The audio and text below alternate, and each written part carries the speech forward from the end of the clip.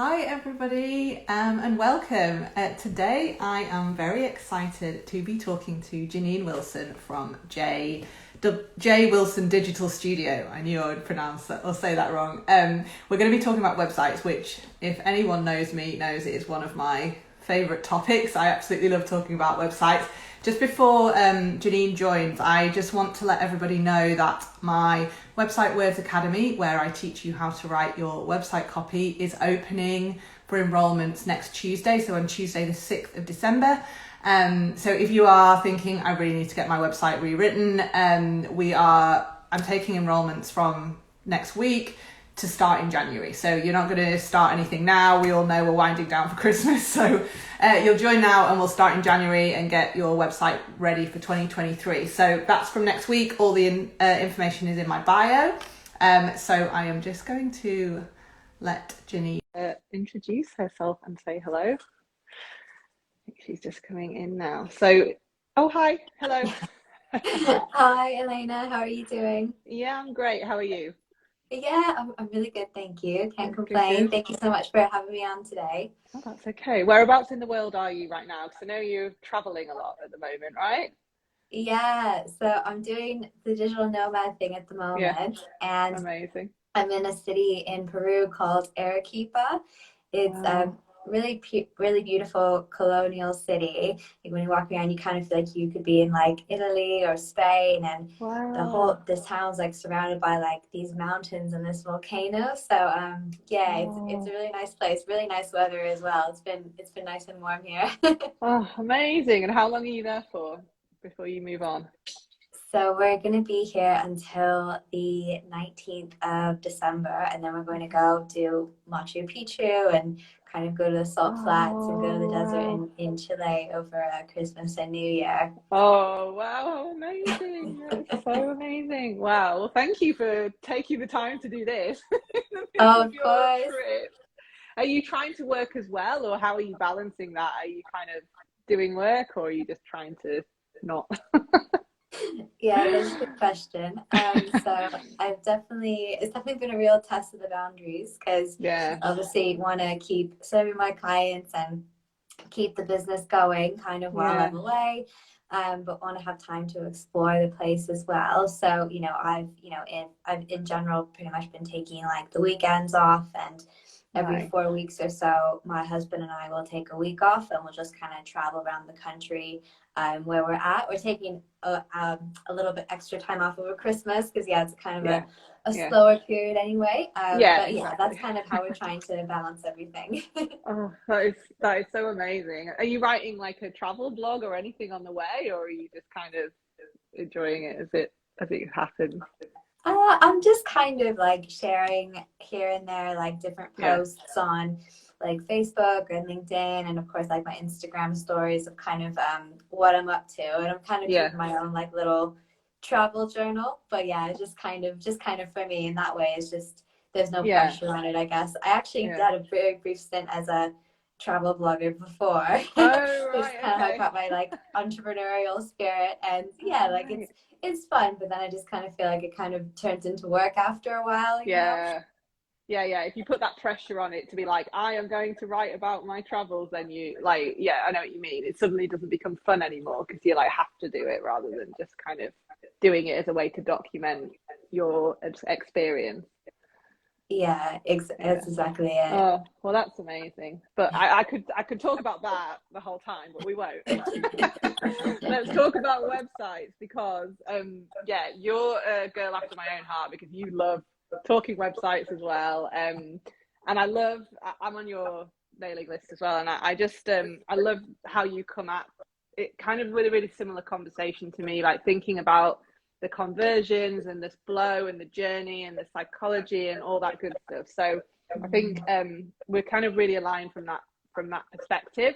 Your angle, I suppose, is more on the kind of design side. Do you do copy as well, or do you mainly just kind of focus on design? Do you do a bit of both? Yeah, well, I actually, when I was, first started my business, I was kind of trying all the things. So Yeah, I did do a little bit of copywriting for some clients, but now right. I kind of focus just on the design end. Fine. And when I do it with my clients, a lot of the time the copywriting is a challenge. So, I always say like I have an incredible copywriter I work with, like yourself, that I can refer them to, or, of course, or, if they do want to have a crack at the DIY route, I do have some, templates to provide them with, just, some kind of fill in the blanks and some prompts to kind of help them get going with it. Because, the copy can definitely be challenging for a lot of business owners. That's right. And I think for designers as well, like you guys, the worst case scenario for you is a client coming and being like, I've got no copy, like, and you having to design without copy in place. And obviously it's possible, especially when you're kind of using those kind of templates and things, but it can be hard, like if someone has come to you and you just have to start a design and you don't have anything there. So it's good that you've got those prompts and you can kind of help people along their way from that side of things as well. So let's talk about sales, using your website as a salesperson. So I don't know about you, but because I call myself a sales copywriter, right? However, if someone had told me that I would be a salesperson or that I would do sales, that idea to me is like, no, I'm bad at sales. I don't like doing sales. I even sold double glazing windows. Do you know what double glazing? Yeah, over the phone during uni, and like it was the worst thing I've ever done. Like I hated it. I hate sales. But now, for some reason, when it's in words, it doesn't bother me. Like I can see the value of and obviously if you're not using kind of sleazy sales tactics, it's a very different ball game. But talk to me about your angle of how a website becomes your salesperson and like what you mean by that kind of analogy, because I love it, but I'd like to hear how you would describe that. Yeah, of course. So, on your website, really everything is coming together to explain what exactly it is that you do, and even more crucially, why your support matters so much. So you can bring together, the very best of design and imagery, your brand, the overall theme you want to convey on your website. And of course, the copy is a really big part of this as well. To really, take your website visitor on a journey so they can learn all about you and how you can help. And, in this way, your website is doing a lot of the selling for you, so that especially if, sales aren't your strong suit, like that's exactly how, I feel like, definitely not the favorite thing to do in my business. I know a lot of entrepreneurs feel that way. So that's why I think, website can really just be such a valuable asset in your business. Because say, someone comes to the website, maybe they start on your homepage, they can get a little overview there of everything you do, see some testimonials. Maybe you have, your one-to-one coaching offer on there as well. They can click through to that page with the one-to-one offer to learn more. And that's where you really dive into, this is the difference it's going to make in your business and your life. And then they're thinking, oh yeah, this sounds really good. Now, I was already having this incredible experience with your brand, it's making a really great first impression on them, and you actually haven't had to be a part of that process. So it's really great for, automating your sales process a little bit and, taking a bit of that pressure to constantly be selling off yourself. Your website's just up there, working 24/7 to do it for you. Yeah, and that concept is so powerful, right? Because if you can get it right, because I think what a lot of business owners do, and I've been guilty of this as well, is you want more leads in your business, you want more discovery calls booked, you want more people kind of coming in, so you do more marketing, right? So you're just like, okay, I need to be on Instagram more, I need to be sending more emails, I need to be doing all this stuff, which is great. But if you have a website that's working hard for you, then all that stuff, yes, you can spend all your time doing that stuff, but at least you're sending everybody to a website that is going to then do the hard work on that side. So it's almost it, and I did a post about this earlier this week actually, where there's a lot of kind of, I suppose, like conversation about, do I need a website, right? There's a kind of conversation going on right now where it's like, oh, no one goes to my website anyway, don't need a website, I just use social media, everyone just contacts me through Instagram. And you hear that conversation quite a lot. And what I say to that is that if your website is not working for you, right? So if it's not being your salesperson, if it's not converting leads for you, then of course you're going to think, well, do I need it? Like, what's the point of it? I'm not using it. It's only when it's working the way it should be working, which is working hard while you're doing other things, you know, sleeping, showering, watching, you know, watching Netflix, whatever you want to be doing, or marketing yourself, whatever you are doing, your website is there in the background as that kind of, and that salesperson for you, which is kind of like what you're saying. That, and so yes, of course you need one, and if it's working for you, then you'll see the benefit of it. It's only when it's not that you're kind of like, oh, I don't need a website. So I love that. I love that idea of it kind of, yeah, almost like taking that brunt of the salesperson off you. So if you kind of think of yourself as the marketer, so you're the person putting yourself out there. If you think of like a kind of corporate business, I suppose, where you have a marketing department who pass all the leads on to the sales department, right?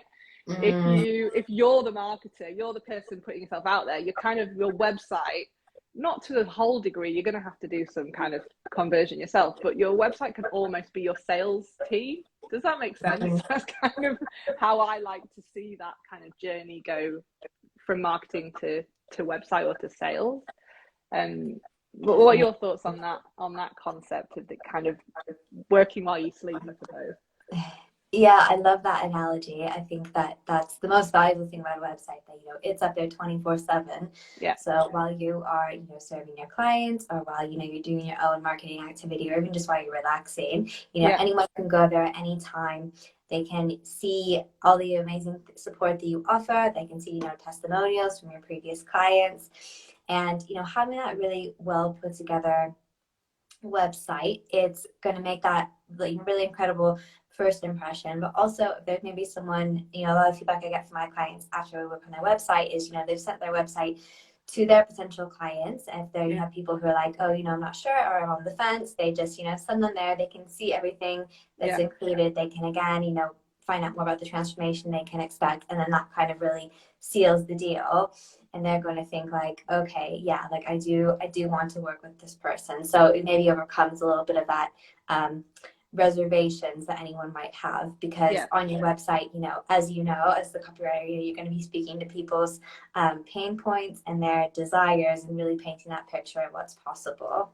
Yeah, absolutely. So, okay, so let's talk, I suppose, about what you would recommend, like maybe like the 3 to 5 key elements that you have to have on your website, or maybe even we can like narrow it into homepage, however you want to do it. Like if someone was to say to you, like almost you're like your desert island website elements, so you can only take 5 with you, what would you say every website has to have in order for it to be that salesperson that we need it to be? Yeah, that's a really good question. I'd say, like, just, you know, speaking broadly, you definitely want to have a home page to give an overview of who you are and what you do. Yeah. You can have, definitely recommend having an about page as well. That's typically the most visited page after the home page, because that's where you can really go into, you know, your story and why you started this business, or why you started offering this service. Yeah. And then you can have your services page, which is really going to go into detail, you know, about your services. Yeah. So I'd say those are kind of like, the 3 essential pages. And then I think, you know, again, like Desert Island style, if you could only have 2 more things, you definitely want on that services page a way for them to book a call with you directly or inquire. Yeah. To either have, you know, if you use a scheduler like Calendly or Acuity scheduling, you can actually have that right on the page. And I recommend that instead of sending them to another link, because we want them to sign up in as few clicks as possible. Yeah. And so you can have that right on the page. And I think probably the last thing is to have your email marketing signups, and kind of have that in as many places as possible on the website. So, you know, whether it is a pop-up, you can have it on the footer of your website. In Squarespace, you can put a little announcement bar that goes across the top of your website too. You can, of course, have a sign up for that on your homepage. And then, of course, like if you're working with a website builder like Squarespace, which is, you know, super easy to update and maintain. You can easily have landing pages on there as well that you can just maintain as well. So that way, you know, you're really bringing everything together in one place on your website. But I think when it comes to email marketing, I think, you know, a lot of people think you can just go from social media to email marketing. So, you know, a lot of people maybe have that sign up on like a third party, like their email marketing platform or lead pages, but I actually suggest having it directly on your website instead. And that's because if someone signs up for your email list, you know, this is a very warm lead. And if they do want to browse more about you and what you do, they can easily do that on your website, you know, and you can really create more of a thoughtful, intentional experience for these people signing up to your email list. So, you know, say after they sign up, you can send them to learn more about your services, or you can invite them to watch a workshop, or, you know, just anything else that kind of fits into your goals and what you want to achieve with the overall website. So that's why in particular, I think, you know, your website's always going to be your best partner in automating and optimizing those email marketing signups. Yeah, and I love that idea, because I think people think a lot about the journey before the website, and it's kind of like, okay, so what am I going to do to get people to my website? And this is something I say a lot whenever I start working with clients. I'm like, okay, I can write this copy for you and make it convert, but how are you going to get people there? Okay, so you have to think about the marketing. So I think people think a lot about that journey, and then they're like, okay, get to my website, and then they just convert into clients or whatever happens, and then it's leads. But actually, you need to think about the journey from your website as well. Like, sometimes people aren't quite ready to book a call with you right then and there. So what option are you going to give them if they're not ready to make that huge commitment? And that is where your email sign up comes in, right? And that's why, so it's a smaller commitment for them. They're interested in what you do. They like your style. They like what you're talking about. Not quite ready to book a call, but they'll join your email list. And that's why it's so important to have that pop up or that banner on your website. And then think about the journey from there as well. Okay, so now they've been to your website, so we're not necessarily trying to get them back on your website, but what do we want them to do next? And that's why I love what you were saying about then, okay, so let's consider the email journey after the website. So it's almost like, what's that journey before, leading them there? Hopefully they convert. If they don't, then what's the journey from there, and how do you kind of move them around to maybe booking a call with you in a different way through email or something? So it's really, I really like that kind of idea of the two different journeys, and it doesn't always just stop with your website. You know, you always have to kind of consider all the different ways that people might join. And I think people often think that the journey is kind of linear, and it's like, this is the points that people go through, this is the journey. And it's actually, as we know, like, not like that anymore. It's like people are here, all these different touch points, and they might come to work with you like months down the line after being on your website, you know, months ago. So the journey is definitely it's like your traveling journey. It's everywhere, and trying different things and staying places for a bit and then trying somewhere else. So it's definitely not a kind of linear journey, and I think a lot of people make the mistake of thinking of it like that. So I think that brings me on to a really good point that you made about social media and people kind of using social media. And I think we kind of touched on this earlier, instead of a website, or almost as like a business card rather than using their website. And how have you seen that happen, and what kind of mistakes do you think people make in using social media rather than their website? Yeah, so I think, you know, social media is really great for bringing new people into our audience. And obviously, you know, there's a bit of the nurturing our audience as well with, you know, stories and having that personal connection. So I think that, you know, there's definitely a time and a place for it, you know, in kind of our overall business strategy and funnel. But I think where I see people maybe going wrong with it is, you know, just thinking that their social media, particularly on Instagram, that can just really like replace the website. And I think that the problem with that is that on social media, you know, people want to use that as, say, their, you know, virtual business card. But on, you know, social media, well, you know, first of all, you don't have total ownership or autonomy over any of your social media accounts. You know, they are essentially rented. and they can make changes to, you know, the algorithm or to your account, or your account can get hacked. And, you know, that would just kind of be disaster if, you know, you've got all your eggs in one basket there. So, you know, that is one thing. You know, you don't have total ownership or control over these platforms. So, you know, you are taking, you know, a bit of a risk if you're just using that as the be all end all for your website and that, you know, virtual business card, if you will. So that's the first thing. And second of all, you know, the very nature of social media is that you're uploading new content all the time. So really, you know, the story you're telling and someone's journey that they go on when, you know, they visit your Instagram page or your Facebook page, that's always changing as well, because you're always uploading new content. So, you know, that kind of narrative is always changing.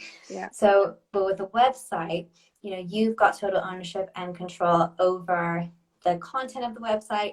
And so you know that someone will go to the website and they're pretty much always going to start off at the homepage, for example. And then, you know, you could have a journey set up to send them to the about page next, and the services page, and then book a call with you. So, you know that that's going to be the same. It's going to be the same narrative, unless of course you make a change to it. Whereas, you know, with Instagram or any social media platform, you know, that new information is always being uploaded, and that info, you know, is always being deprioritized. So when you can bring someone, so you know that you're going to have total control over this virtual business card, if you will, with the website. It's going to bring everything together in one place, and it's just going to be a little bit easier on the eyes than, you know, endless scrolling on social trying to find different information about an offer. So I think that, you know, you really have a strong presence on both social media and your website, you know, bring together the best of both worlds, where, you know, someone finds out about you on social media, you know, maybe they stumble across you on accident, for example, but then, you know, say they go to your website, you know, because they're a bit curious, you know, they want to learn more, they can maybe inquire from there or book a call with you.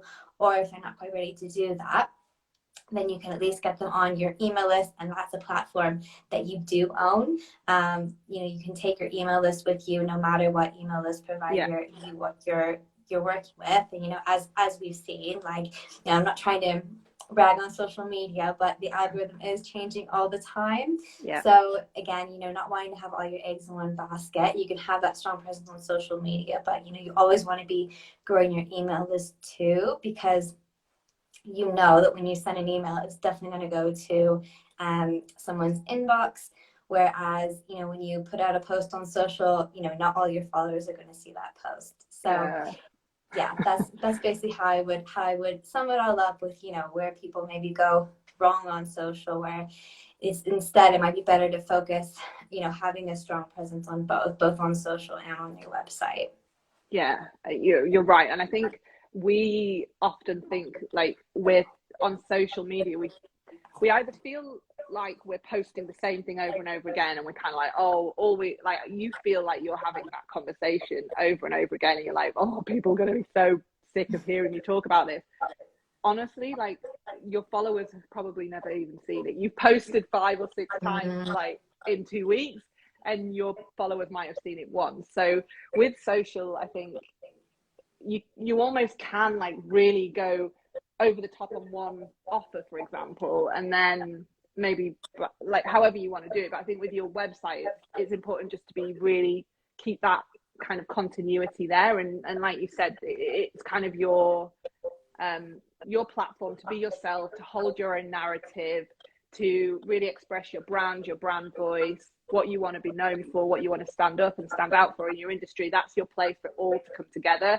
Whereas social can be a little bit more like, oh, okay, I want to talk about this now because it's really important in my business, because this campaign's happening, or this is relevant right now in the world. So it can be a little, the narrative isn't, the strong narrative thread isn't so much there, because it doesn't need to be, because it's so kind of fast paced, and not everybody sees it, like you said. Okay, so let's talk about some tips. You've got some tips for everybody for websites. So first of all, you've got a tip about first impression, like how to make a really good first impression with your website. What would you say to people for that? Yeah, so you definitely want to make sure that when someone comes to your website, I know this may sound obvious, but you want to make it really clear immediately what exactly it is that you do and Yeah, what you offer. So, yeah, as soon as they're on your homepage, that area that they can kind of first see as soon as they click on it, so before they have to scroll, that's where you really want to just briefly say, yeah, this is who I am, what I do, and who I serve, and then have a strong call to action there. So maybe to learn more about your services, or hmm maybe to sign up for your email list again, hmm to at the very top of that page, so that someone who visits your website can think, oh yeah, like I'm in the right place, and I yeah. want to learn more about this person and how she can help me. Yeah. And I think as well with first impressions, I don't know if this is still the case. I definitely think like this, but you imagine someone on a desktop, right? Whenever you imagine someone on your website, maybe this is just me, but I imagine someone sat at their laptop or their computer and viewing it at their desk, Mm-hmm. exactly how you imagine it to be. But actually, so much more of the time, they're on their mobile, having that experience on a small screen. And I think that mobile first consideration for first impressions, for me, I think is something that quite often gets overlooked. Like, even this happened to me like the other day. I was writing a sales page, and the headline on the sales page on a desktop looked great. When I looked at our mobile, the line spacing was huge between the lines, and it just, if someone had landed on that, if I had not checked the mobile, it just would have not given a good first impression. So I think you're absolutely right. That above the scroll area where the first pick is so important, but also like, please check it on a mobile, right? If anyone's got a website right now, I want you to go and just, you can like do it on a desktop, even just drag it so it's in a small window on your desktop, or look at it on your mobile. And website on a mobile now, and you might not think they do, but they are. So that's something I would say as well. Definitely. Okay, so automation, we kind of touched on that. So just using it as kind of a way to get people on your email list, is that what you mean with automation? What are your tips for making sure your website's kind of taking that admin load off you? Yeah, so email list is definitely part of it, and then thinking about, even again, like you were saying, that journey of bringing people to the website. So something that I practice, what I preach. So I use my own website, and I help my clients get set up with a blog on their website too. Yeah. So that way you can share these blog posts on Pinterest, you can share them in Facebook groups, on your social media, different forums. It's really limitless, and you can bring people to your website, and you can do this again and again and again, because another big benefit of a website is you can have this long form content, and it has pretty much an infinite shelf life. So you can share it for months or even years after you have written it, if you just kind of keep it updated. So then that way it can bring more of these visitors to your website. And of course, as you continue to blog about the same things, especially if you do just a little bit of basic research about what your ideal client is actually searching for, say on Google, that can also move you up in the rankings over time on Google as well. And kind of once you get to that level, if you are ranking on Google, or you've got tons of people visiting you from Pinterest, then that's just a steady stream of potential leads and clients who are coming to your website, checking out your offers, and signing up for your email list. So that is one aspect of automation. And then of course coupling that with the ability for someone to book a call on your website, or maybe make payments, or check out your events. It's really just kind of bringing everything together for you, so that all someone basically has to do is find out about your website, go there, and then your website's going to do a lot of the work, bringing in these new leads into your audience, or having them signing up and becoming clients. Okay. Yeah.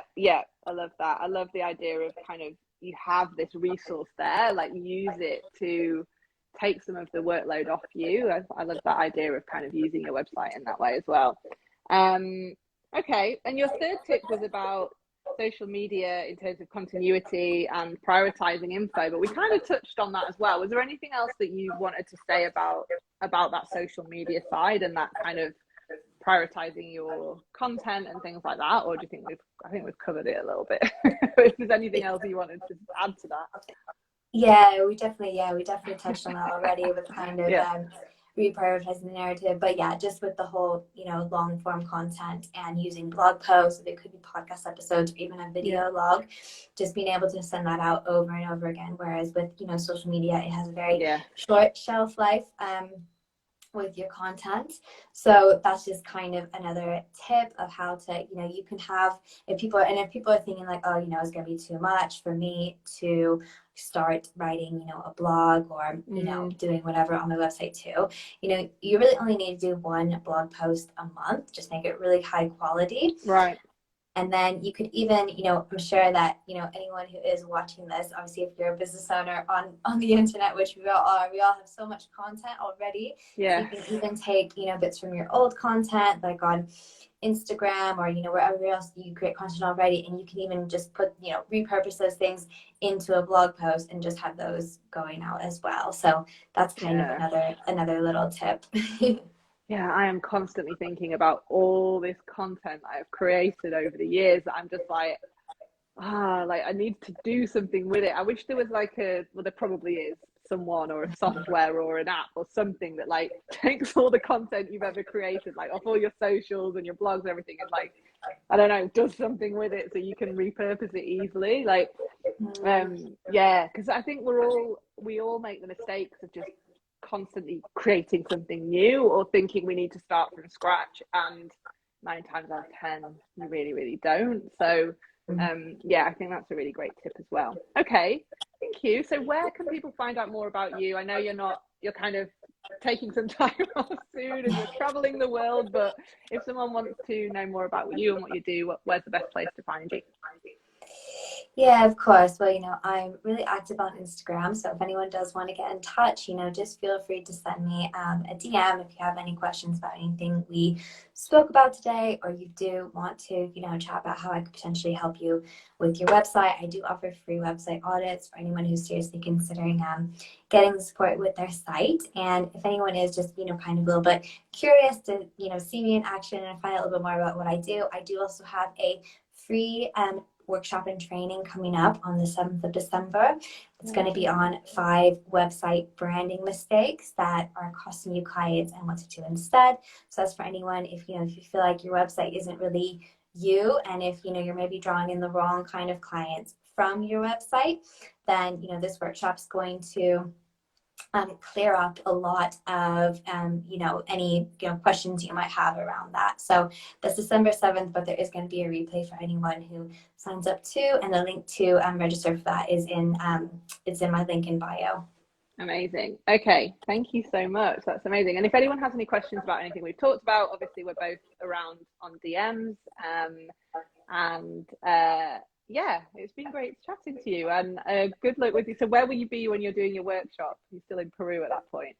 I'm still going to be in Peru. Yeah. Amazing. So we're going to be in Peru, and then kind of traveling around till the end of this year, and then from early January we'll be in Argentina. So so I'm so jealous. People will be over there. I will enjoy. Have an amazing time. Don't work too hard. Thank you so much. Thank you. All right, speak to you soon. Bye. Bye.